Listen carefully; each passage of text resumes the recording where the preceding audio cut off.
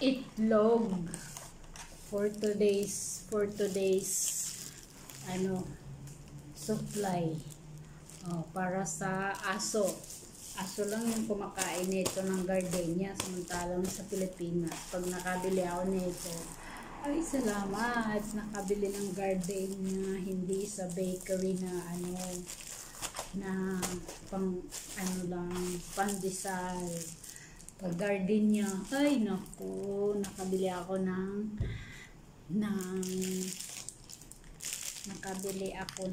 tawag sa gardenia.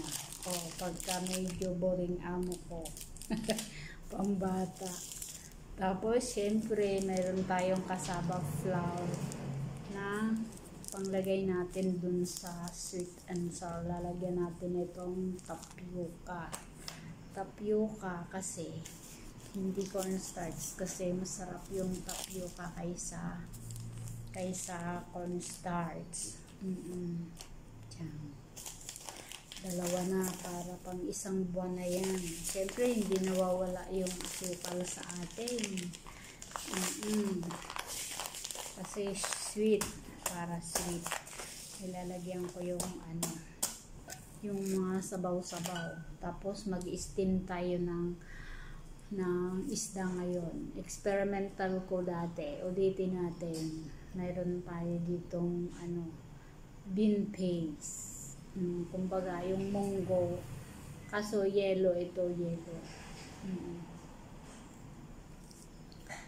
Paste na. Giniling na. Tapos yung tuwan-tuwa si Dana dito, ayam, pero coconut yan, coconut milk. Yan. Siyempre, nakita ko itong tuna, ayam pa rin. Dana, yung isda dito ang laman, pero ayam pa rin. Ayan pa rin, tuwan-tuwa si Dana dyan.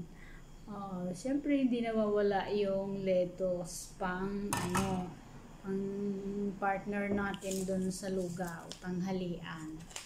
At hindi nawawala sa kanila ang apple.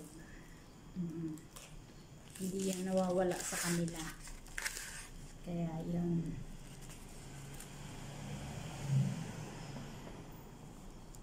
Tapos, yung gagamitin natin sa ating panimpla na pang steam natin sa tawag dyan, steam sa isda. Syempre, yung light sauce na sinasabi ay toyo na malabnaw. Mayroong toyo na malapot dito.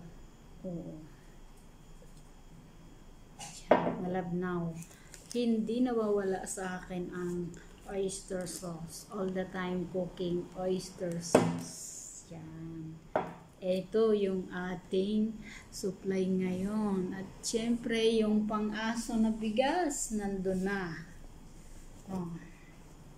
Yung pang-aso dito na bigas, worth 514 kilos. Kumbaga sa Pilipinas.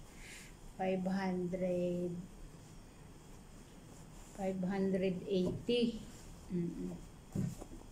Kaya yun.